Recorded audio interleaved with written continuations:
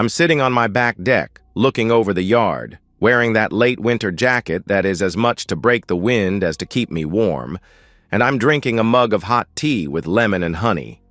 I'm holding the mug with both hands as it warms my fingers and palms between the sips that warm my throat and stomach. I can feel the warmth of the tea slowly radiating through my body, and between the sun and the tea, I'm feeling good. Sitting there, looking over the yard, I can't help but think of the old couple that had this house before me, and all the years they spent building the gardens and dropping little gifts in the ground that I am still discovering. I met them almost 2 years ago. They seemed nice and still loving toward each other after so many years. It was a bittersweet moment for me. I wonder what they thought of me at the time, and I want to thank them now, but I have no idea where they are. As I sit there, I hear a friendly voice from behind me. "Henry, you going to spend your whole Saturday just sitting there, or are you going to do something?" I can't help but smile. It's Craig, my next-door neighbor. He and his wife Cheryl were the first to welcome me to the neighborhood. They showed up at my door while I was waiting for the moving van. Craig and I are both electrical engineers, except I'm analog and he's digital. It makes for some friendly rivalry. I tell him he only knows 2 things, yes and no. His whole career is built on building circuits that say, yes, no, yes, no. He tells me that I spend so much time balancing inputs and outputs that I should work for the post office. What kind of friends would we be if we couldn't tease each other from time to time? I turn my head in his direction and call over my shoulder. "I'm going to sit here until I defrost, and my joints can move again." I can hear him coming up the 3 steps to the deck, and then he pulls up a chair. "I'm drinking tea. You want a mug?" "Hell yes. You don't have anything stronger, do you?" "Too early for me, but you're welcome if you want. You know where I keep it?" We head into the house and I put the tea kettle on. By the time the whistle blows, I'm ready for my second cup, so I fix 2. I'm drinking mine with lemon and honey. I'll have my honey from the bottle. All kidding aside, it is early in the day and I wonder what might be bothering my friend. He'll tell me when he's ready, so with 2 fresh mugs, we head back out into the sun and the warmth. We sit there for a time and just soak in the sun. Friends don't need to fill the void with talk. In time, when he's ready. I wish I knew what was bothering Cheryl. There it is. A man has 2 kinds of frustration. When it's the world that's bothering him, he'll rant and rave and yell at the moon. When it's his wife, he grows quiet. "Have you tried asking her?" I asked. He looks at me like I'm crazy. "Yeah. I've asked repeatedly. I've asked every way I can think to ask. I've been direct, indirect, logical, subtle, and nothing works. She just says that nothing's bothering her and to leave her alone." "I've never met a wife yet who wanted to be left alone when she was happy," I answered. He gives me a look that says, "I know." I'll tell you what really angers me. Last September, when I was feeling all that stress from the deadline on the GM chip job I was working on, I would work all day, then come home and work after dinner. You know what she did? She would come in the den and just sit with me. She never tried to talk or distract me. She would just sit there with a book and read. She'd sit there and I'd feel my blood pressure dropping and I'd grow calm, and then my head would clear and we'd talk a little and I'd get my work done without the frustration. When she figured I'd worked enough, she'd coax me off to bed, and as often as not, she'd just cuddle up next to me and I'd start to feel like all was right with the world. "Rough life, man. I feel for you," I answered. He snorted. "I'm not complaining about that. Work was hell, but life was good. Now I can tell she's upset. She's distant, distracted, ill-tempered, so I try to do the same thing for her that she did for me. I'll come into the living room, sit in a chair near her, and she gets up and leaves the room. It's like, wherever I am, she wants to be someplace else. I'm not asking anything of her. I just want to sit in the same room with her. I fix a snack, but she complains it's too fattening, or she isn't hungry. But it's never, no thanks. It's always more like, Damn it, you know I'm watching my weight. I tell you, she's not easy to love right now. I couldn't help but smile a little when he said that.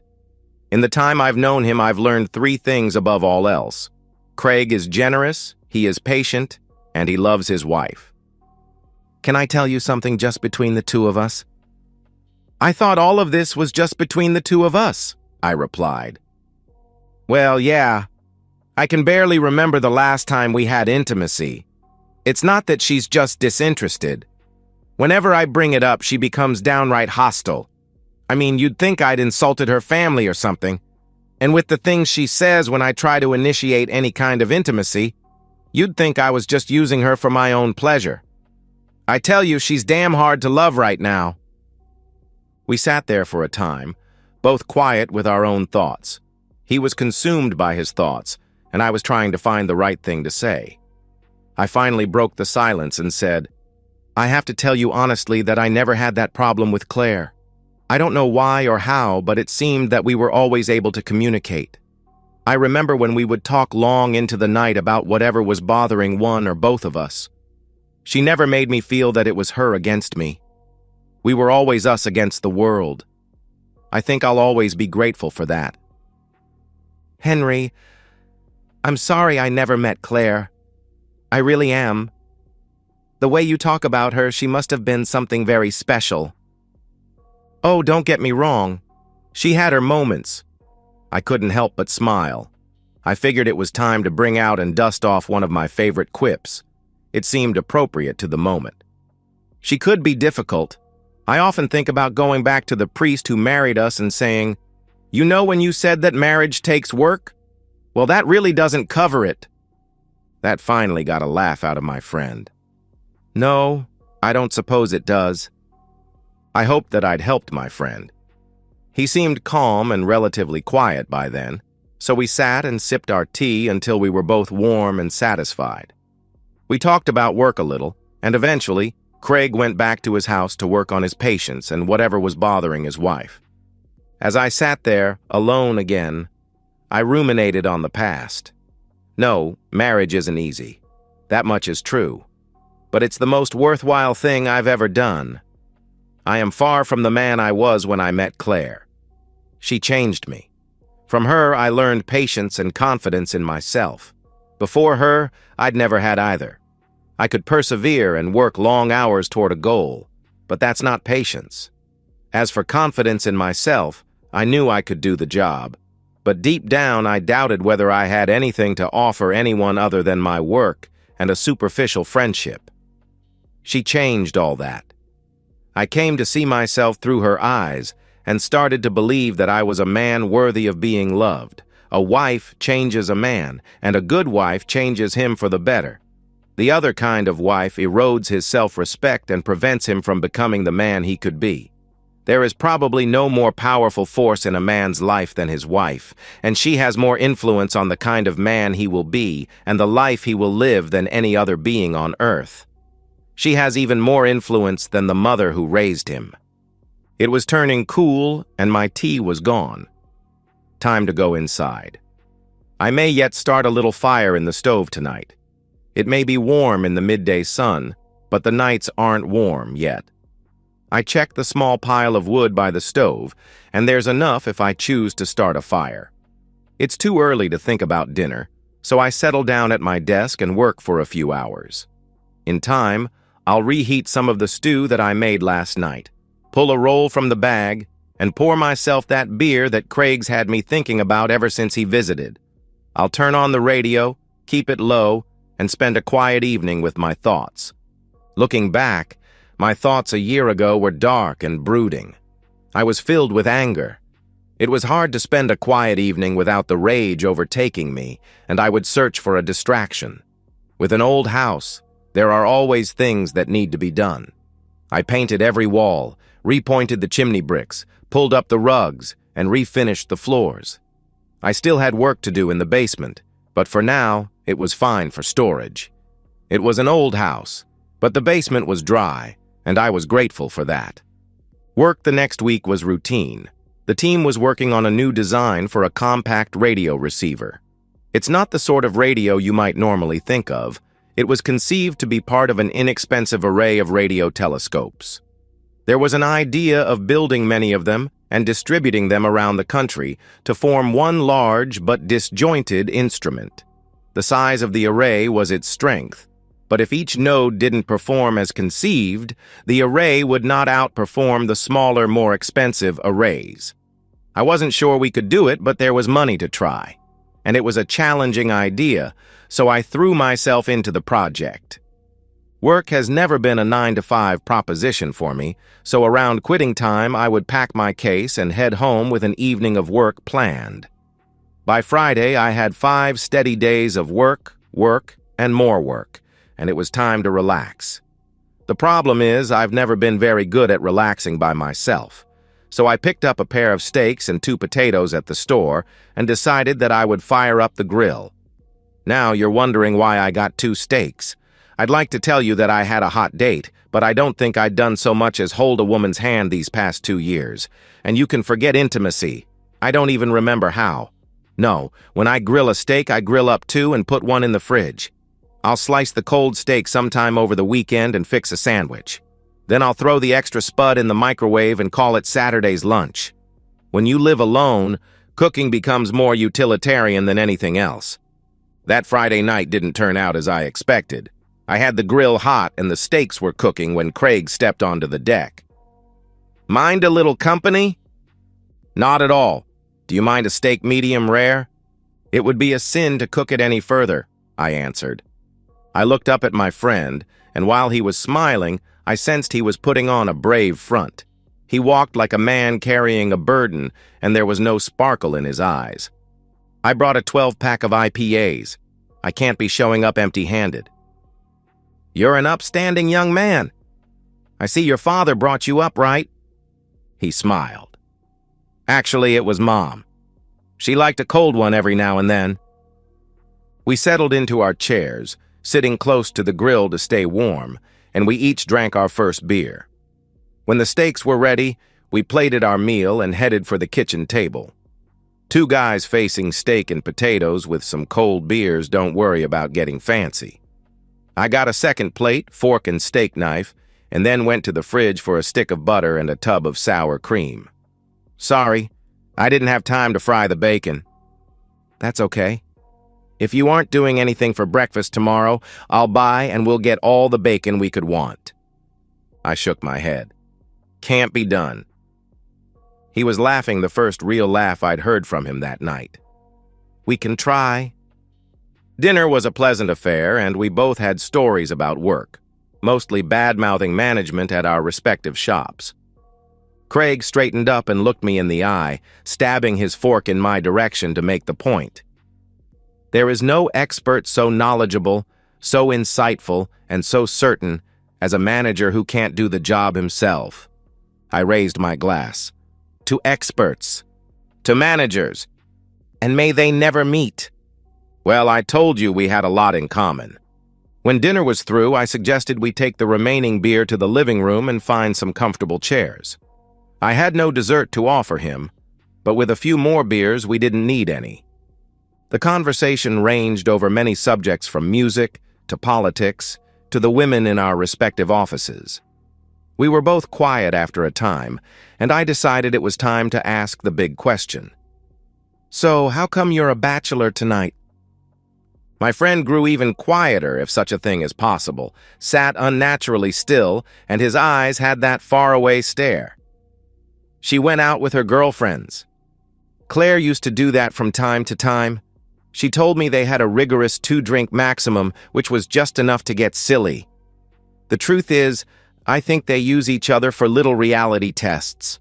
I think they complain about their husbands, and then they tell each other things like, "Oh, that's no big deal. Men are always doing that. It's just the little boy coming out," and stuff like that. I think she's having an affair. Well, there it was. No jokes would get us around that. How sure are you? I asked.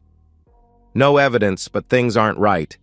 She hardly talks with me, and she gets nasty for little to no reason. Everything I do is wrong, and every discussion degenerates into criticism and assessing blame. Then there's the snarky little attempts at humor that aren't remotely funny. It's like she's lost respect for me and I don't know what I did. Are you still talking with her? I asked. Many times. The first time I tried, she apologized and said she was just distracted by work. After that, she became dismissive and eventually she got downright nasty. It's clear to me she doesn't mind starting a fight whenever she wants to shut me up or get her way. And that takes an added toll. I think she's already left the relationship and just hasn't left the house. That was a lot to digest, and I sat there quietly thinking of what to say. I didn't want to push my friend toward destruction, but I wanted to assure him that he deserved better than that. Have you decided what you're going to do? I'm not sure. Tonight was the first time I've said it out loud. I have to tell you the pressure has been building in me for a couple of months now. I feel like the valve just blew and I can feel the pressure draining away if only a little. He kept staring into space for a time and said, "Now I'm just angry." I looked my friend in the eyes and said, "There's one thing I can tell you that I know is true regardless of what she's doing. Don't you do anything stupid. You have to keep your cool. And for God's sake, don't raise your hand to her whatever you do. She'll have the cops on you before you can say you're sorry, and the locks changed before you make bail." Craig was nodding, and he wasn't denying anything I said. The man was in pain. The conversation grew quiet after that. I suppose everything that needed to be said had been said.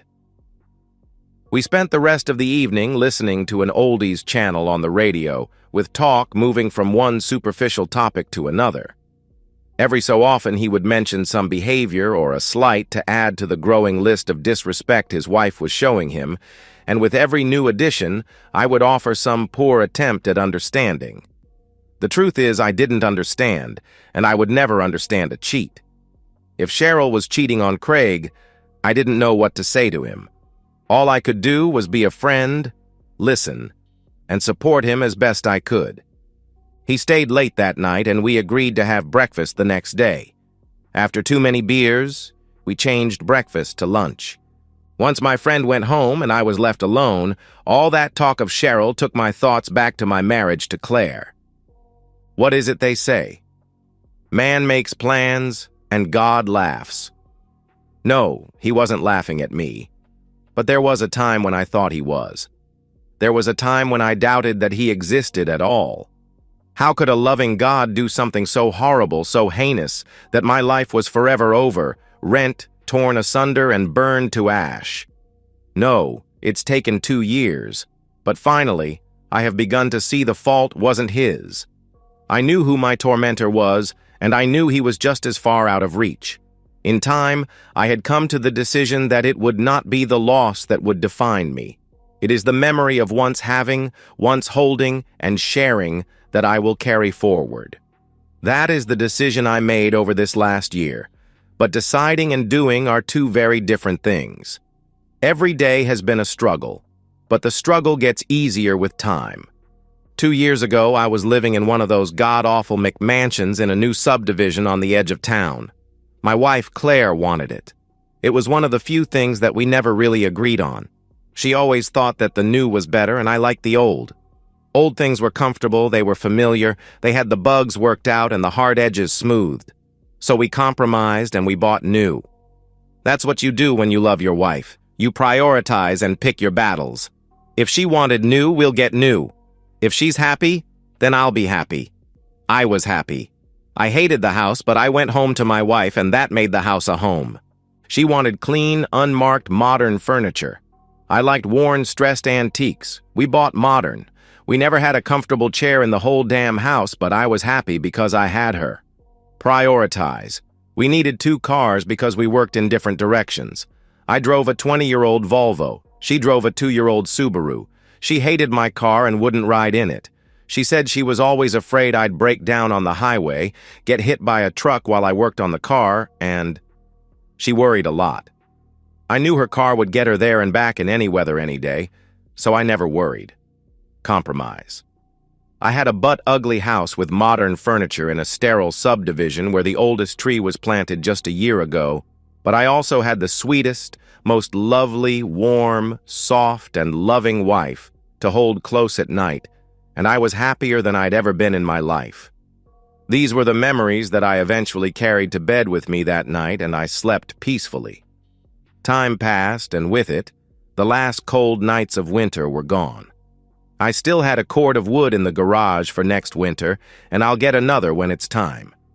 I started keeping the windows open both days and nights. On the days, with the warmer weather and open windows, I'd finally blown the stale winter air from the closed-up home and replaced it with the sense of spring. When a man lives alone, that's what passes for spring cleaning. The former owners planted lilacs around the property, and it won't be long before their intoxicating aroma fills the house. When the wind blows gently in the right direction, it can be a heady brew of lilacs and roses. Over the weeks between early spring and mid-May, I saw my friend and neighbor regularly. Truth be told, I saw him too regularly, and he always had a sad tale to tell. His marriage wasn't getting any better. Cheryl was staying out late more nights than she was home, and when she was home, she was a difficult woman. Craig was on his last nerve, and I could see it in his face. His love and his patience were both gone. I suggested counseling several times, but he said she refused to go. I had offered to let him stay at my place for a time, thinking that a time out might cool the fires of hell, but he never took me up on my offer. I was preparing to suggest a good lawyer, but the end of his marriage came more abruptly than I anticipated. She left me. That was all he needed to say. We just sat there on my back deck, drinking our beers and waiting. A moving truck came while I was at work, and she moved out. Did she say why? I asked. She tried to say it was me, and threw every insult at me that she could think of. She said I ignored her, and I wasn't meeting her needs. She said I was boring, and she was tired of cleaning up after me. That's a laugh. It's been months since she did anything around the house but sleep, get dressed, and go out. I tried to talk with her, reason with her, and then she went nuclear on me. I'm told every wife tells her husband the intimacy is bad when they're leaving. It's so common it's a cliché, I replied. Yeah, she said that, but that's not what I meant. She said she'd lost respect for me. Did she give a reason? I asked. She didn't have to. These past months, all she could talk about were how brilliant and rich the lawyers she worked for were. They wear expensive suits and drive expensive cars. She seems to think they exude power, prey on the weak, and leave nothing but scraps for the little people. The little people like engineers? I asked. Yeah, and everybody else that doesn't show contempt for the people around them. It was a quiet night with occasional conversation of divorce law, as if we knew anything about that and how he could protect himself. This much we knew. We lived in a no-fault state, and she made nearly as much as he did. There were no kids. They both had their own car. They were still relatively young, so things like community property and investments weren't a big issue. The divorce should be simple enough. I gave him the name of a friend in the family law business, and he promised to make an appointment for Monday. I offered him a room for the night, but he said that Cheryl had left, and he'd be damned if he would let her force him out of his own house. I repeated my warning not to do anything stupid and watched my friend trudge back to his house. I knew he'd be drinking heavily that night. With news of his broken marriage and a type of closure on the pain he'd been feeling for many months, my own thoughts again drifted back to my marriage and how I came to be here. It's taken 2 years now, but I'm finally starting to feel settled into this house. It took a strange and unfinished path to get me here. One man carried the responsibility for it all. Just one man who changed the direction of my life forever. Peter Harris. That was his name. Peter, the drunk, worthless. Harris. Peter. One for the road. I can hold my liquor. It's just a 10-minute drive, Harris. Claire was working late. It was that time of year in her office. Harris ran a red light and hit Claire's car in the driver's door. They used the jaws of life to cut the car open and get her out, but she was DOA when I got the call, and life as I knew it was over. I was a walking, empty shell of a man after that. I raged at the world and I cried endless tears. When I finally got myself together and went to find the worthless drunk, he was already behind bars and he stayed there. In fact, he died there. One of the inmates had lost his mother to a drunk driver. Now he's facing a murder trial and Harris is buried deep in the ground. How do you take revenge on a dead man? I had only one option left to me. So one night I went to the cemetery and I pissed on his grave. It gave me no comfort. He wasn't worth the effort. That was the start of so many long, lonely nights. The house held so many memories of Claire that I saw her ghost in every room. My therapist told me I needed to move on, and eventually I knew I couldn't do it in the house we shared. So I sold the McMansion with most of the furniture, bought a small, older home from a lovely older couple, and settled into building a new life with old memories. It was slow work, and even now I was far from moving on. The pain had lessened, and the memories were warmer, but I was still a man mourning his wife, and I knew it. Over the next weeks, Craig was a frequent visitor. I would occasionally show up at his door with a six-pack and a pizza, but I made sure he knew he was always welcome at my place and mostly left him to come or go as he pleased. Cheryl was being generous, or what passes for generous from a wife without a shred of interest in the life she left behind. She let him have the house, but they had so little equity in it that it was hardly an act of generosity. They split their limited savings down the middle and each kept their cars and their retirement accounts. It was a very civilized modern divorce that left him sitting alone at night and wondering why. It was about 5 months after she dropped the bomb on him, and we were again sitting on the back deck. It was fall now. The older trees around the property were showing their colors, and the garden was put to bed. I just wish I knew what I did to deserve this. I tried to give her everything she wanted. I thought she was happy. I keep thinking back and I can't figure out where I failed. You didn't fail, Craig. I don't think you'll find your answer there. Then why? He asked. Honestly? I didn't know if I should answer him. My best intentions get me into trouble every time. If I tell you what I think, Cheryl won't come off looking very good. Then next week or next month, maybe next year, if you two get back together, you'll resent what I said. That's the kind of luck I have. Trust me, you couldn't say anything that's worse than I've been saying to myself. He answered. Okay. Cheryl is the kind of woman who always wants more. She wants whatever she doesn't have and more than you can afford. Craig, she moved on because she thought she could do better, and that's the simple truth of it. She can't do better than you, but what you offered isn't what she wants. My friend was quiet, and I wondered if I'd gone too far. Then again, in for a penny. Craig, Cheryl has always admired importance, power, and prestige. You said it yourself. She worshipped those lawyers she works with like they could walk on water. Is that the kind of man you want to be? He was shaking his head. You're smart, kind, generous, patient, and fundamentally decent. Whatever Cheryl was when you married her, she became a woman who no longer values those things. I think you need to face the fact that her head got turned by someone or something, and she's no longer walking the same path as you. You think she's hooked up with one of those lawyers? I think it's a possibility, I replied. Craig took a deep breath and thought about it for a long time. That would explain a lot. The woman I married would never cheat on me, but this last year Cheryl hasn't been the woman I married in any way, and she seemed to get further and further from that woman with each passing week. I'll tell you one thing I believe, and maybe it will help you. A wife who cheats, if Cheryl was cheating, is no wife at all, and you're better off without her. He was quietly nodding his head and eventually spoke. Maybe it's better this way. If I'd known she was cheating when she was living here, I don't know what I'd have done. Maybe it's better she lied to me and just left without a warning. If I had to face her knowing that she was cheating on me, I don't think I could have taken it. I wasn't sure if I was helping or hurting my friend and decided to back off a little. Hell, there was no doubt in my mind that Cheryl had cheated on my friend. I noticed her evolving behavior in the months after I moved in. She was pleasant at first, but as she became more comfortable with me, She would drop the pleasant facade and make dismissive little remarks about money and geeks. That wore thin real fast, but I held my tongue for Craig's sake. In time, I came to believe she was little more than a shallow, greedy woman that controlled my friend with smiles and intimacy.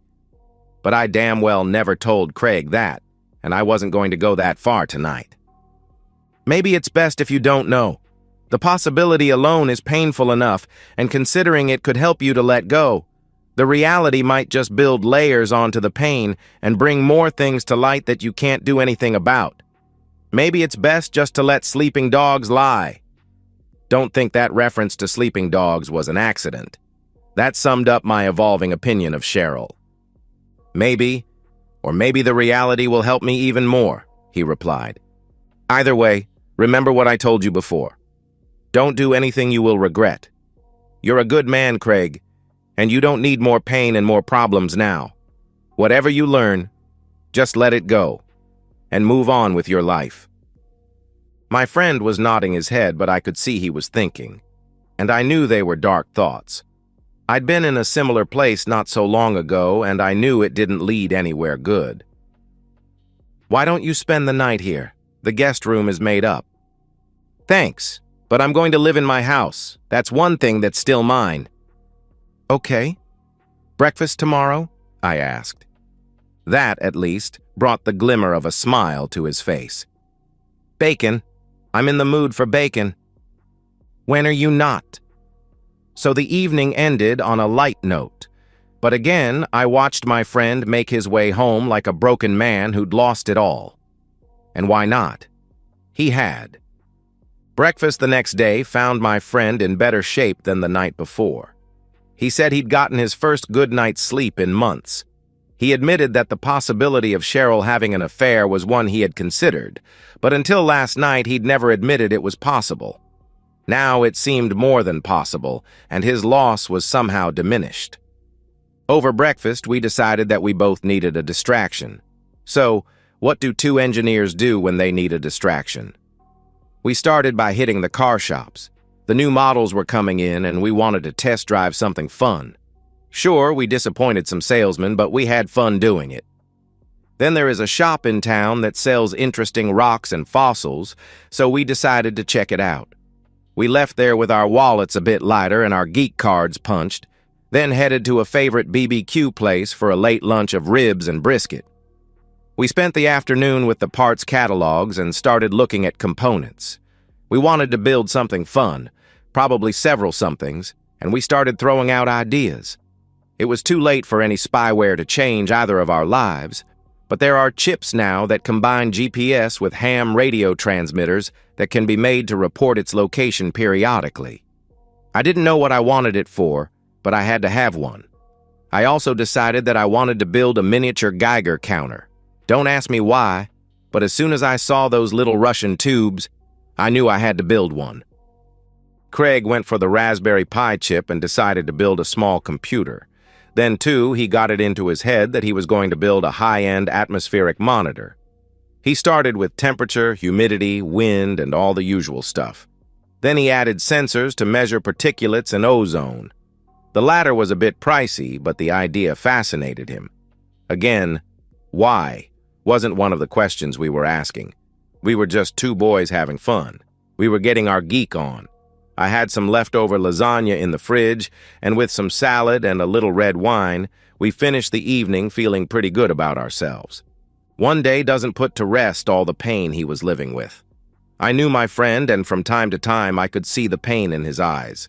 He hadn't forgotten his problems, but for one day they were pushed to the back of his mind, and he was enjoying himself. I decided that I would not bring up the divorce unless he chose to, and after dinner, as we sat in the living room, he did. You know, I don't even know where she is. I thought she was staying with her folks, but when I called there, they said she was staying with a friend. They wouldn't tell me who. The conversation was difficult to say the least. I told them I've never harmed her in any way, ever, and I wasn't going to start now. I just wanted to talk with her, but they wouldn't tell me where she was. Her mother actually cried over the phone. My lawyer says to stay away and don't even think about going to her office. They'll call the cops on me when I'm still getting out of the car. 6 years, man, 6 years, and I can't even talk to my wife while she still is my wife." "Have you been served?" I asked. "Yeah, that happened 2 days after she left. I never told you? She was prepared in advance, had the papers ready, had the movers hired, and even had a new place to live. It's cold, man." Once again, I didn't know how far to take it. There were things I wanted to say, but I was afraid of hurting him even more. Actually, I was still worried that if I went too far and told him what I really thought, it might damage our friendship. People living with the pain of betrayal can be surprisingly protective of those who have hurt them. I suppose that's the optimism of holding on to the dream and the hope that somehow things will go back to the way they were. Or is it the loss of eroding the memory that he wants to hold pure and untainted? Meanwhile, Craig's pain and my own were starting to meld together in my psyche. Our stories were separate, but his pain was becoming too real for me, and I knew that his pain was triggering the pain and anger of my own loss. I never had the chance to even the score with Harris, and now my friend was holding the short end of the stick from his own broken marriage and suffering at least as much. I decided that his lawyer may have given him some very good advice about avoiding any contact with her, but I didn't need to take it. I knew there had to be more to the story than Cheryl was admitting. I told my boss on Monday that I was going to be leaving work early and had some errands to run. He knew my work habits and never blinked an eye. In fact, he chuckled, shook his head, and just waved me off with the back of his hand. He's one of the good guys. I parked in the strip mall lot across the street from Cheryl's office when it was almost time for her to leave. I had longer to wait than I expected. It was more than 90 minutes after office hours when I saw her finally leaving with a suit. He had his arm around her waist, and there was a pretty serious makeout session at the car. It wasn't her car, and a darn sight more expensive than what she drove. So I'm assuming it was his, and they left together. I managed to follow them, and they wound up at a high-end restaurant. It was just a typical Monday night, and they were going to spend the kind of money that Craig could only spend on an anniversary. I couldn't go in to check on them.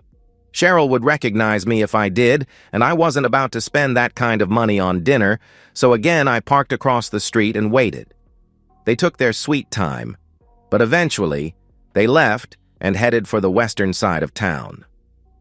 The house was significantly more impressive than the one she shared with Craig. I guess she felt that she'd found what she'd been missing. I did catch a glimpse of what I think was her car parked in the garage when the suit pulled in on his side, so I figured they were in for the night. I guess I had the answer to the question that Craig and I had pondered without conclusion. If Cheryl hadn't been having an affair before she left, she sure as hell started it up soon after.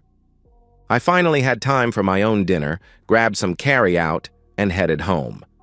Now it was time to answer the difficult question, should I tell my friend, or is he better off not knowing? I had other thoughts turning in my mind as well. Harris and the suit were both sharing the same place in my brain. Harris had destroyed my marriage, and it was clear to me that the suit at least had a hand in destroying Craig's. My hatred for Harris was all too easily transferred to the suit, and I was already thinking that this was one injustice I could do something about. Harris was out of reach, but the suit wasn't. These were dangerous thoughts, and they worried me. I didn't spend much time trying to discourage myself from balancing the scales. I've never in my life hurt a woman, and regardless of what I thought of Cheryl, I would never raise a hand to her. The suit was another matter. He was the kind of coward who screws around with another man's wife. He needed to pay. Now I knew who, but I needed to plan for how and when. I needed time, but I was patient. Craig eventually told me that Cheryl's parents had called him to, again, express their regrets and their embarrassment over their daughter's behavior. They were good people, and they saw that Craig had been a loving and dedicated husband to their daughter. Several times they had told him that they raised her better than this, but in the end, they had no control over her actions. They said Cheryl was coming to visit that weekend, and they would again try to talk some sense into her, but they added that the suit was not welcome in their home. Cheryl had admitted to them that the affair had gone on for months before she left her marriage, and I thought this might be my opportunity. I followed the suit, and Friday night he went out for a few drinks. I parked around the corner and waited for him in the parking lot.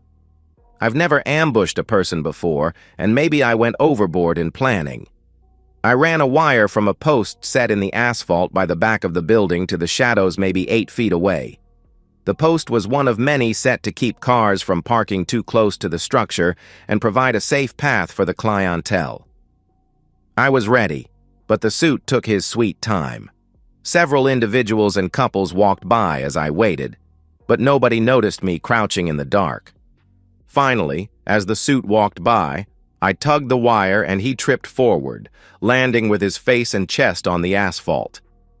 2 quick steps and an overhead swing brought the end of the bat down hard on his right hand, and I heard a very satisfying crunch. He groaned and instinctively rolled away from the pain. That was my opportunity to swing for the bleachers, and I hit the side of his left knee. There was a loud crack, and I knew he was out of commission. He was no longer in a position to defend himself, but I felt no mercy. One more hard swing to his junk and he convulsed and passed out from the pain. No one was running or seemed to hear his scream, so I quickly walked to my car and drove away. No police officers ever came to my door. No detectives ever questioned me. In the life of the suit, I was nobody of any importance. I didn't exist. It was the one and only time in my life that I ever did anything remotely like that, and I did not feel 1 ounce of regret or remorse.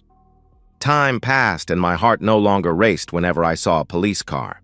The Arctic winds and blinding snow of winter were in full force. I was riding in the dark every morning, driving to work in the dark, going home in the dark, and falling asleep in the dark. A man needs friends to bring light and warmth to his days when winter places its heavy grasp on the world. A funny thing happened after Cheryl left, and I was unaware of it for a long time. Friends and neighbors up and down the street started visiting Craig the same way they had visited me shortly after I first moved in. They knew his pain and they reached out to give support in his time of need. In the depths of winter, parties sprang up and Saturday evenings became a time of music, good food, better drink, and laughter. Craig was doing very well, and I, it seems, was better too. It was at one of these parties thrown by a neighbor down the street that Craig quietly took me aside and said, "I don't know if I ever told you, but I did learn that when Cheryl left me, she moved straight in with one of the lawyers in her office. She never spent so much as one night on her own. She just slipped smoothly from one man to the next. I've got to say the anger from that singular act of betrayal pushed a lot of the hurt out of me and became my means of recovery." Rejection by someone you love is a hard thing to accept, but I suppose betrayal puts the loss in perspective, I answered. Funny thing about that lawyer. He got mugged one night coming out of some fancy bar he frequented where all the customers are Mr. This and Counselor That. You'd think their parking lot would be a lot safer. I wasn't sure how much he might know and looked at him inquisitively. "Oh, I didn't do it. The police paid me a visit, but I was out on my first date in almost 7 years. The date was a bust, but at least I dipped my toe in the dating pool." He was smiling, and for the first time in a long while, I knew my friend was going to be okay. "Come on, you two. This is a party. I bet you're talking shop.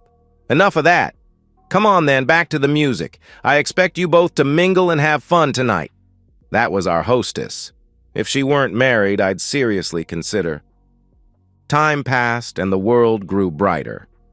Craig was dipping more than his toe in the dating pool, and the smile I used to see was back. He inspired me, and I started taking the plunge myself. It was awkward at first, but it got easier. We even double-dated on occasion. We built those toys we got so many months ago and finally found the perfect use for them. We gathered up the youngsters from the neighborhood along with enough parents to drive and keep them organized, and we drove west for 2 hours. With a shoebox carefully fitted with electronics and a small camera, the kids held the weather balloon as we inflated it with helium and tied the shoebox and its parachute to a long cord below the balloon. On the count of 3, 2, 1 up, We let go of the balloon and watched it rise into the sky. The kids were elated, but for Craig and me, it was the celebration of our new lives. His instruments measured the atmosphere as the balloon climbed above 99% of the Earth's air, while mine measured the cosmic radiation pouring down from space. The GPS and ham radio allowed us to track the balloon's progress as the cars drove east following the balloon's path, and the Raspberry Pi gathered the data. The balloon beat us home, but we eventually found it sitting in a field, and we all celebrated. I like to think we might have inspired a few young geeks to follow their dreams that day. Only time will tell. As for the two older geeks, we were putting the pain of the past behind us and moving forward in the warmth and light of the spring sun. It's midday Saturday on one of those warm days of spring. The sun is out, and there is the promise of the coming summer. The snow is gone, and the crocuses have bloomed and faded back to the earth, waiting to bloom again. The daffodils are standing tall with their heads looking proudly across the shoots of daylilies breaking the surface. It was a long, dark winter of the soul, but new life is blooming. Life has returned to the land, and finally, also to two men still young and now hopeful as well. Like those daffodils in bloom and the daylilies now rising, we had for a time retreated below the surface where no one could reach us and held to that little spark of life that remained. At long last, it was time to live again. And that's the end of today's story. If you enjoyed it, please give this video a thumbs up and drop a comment below. Your support helps the algorithm push my content further. If you're new to the channel, don't forget to hit that subscribe button. It really helps me keep creating more stories for you. Thanks for watching, and I'll see you in the next one.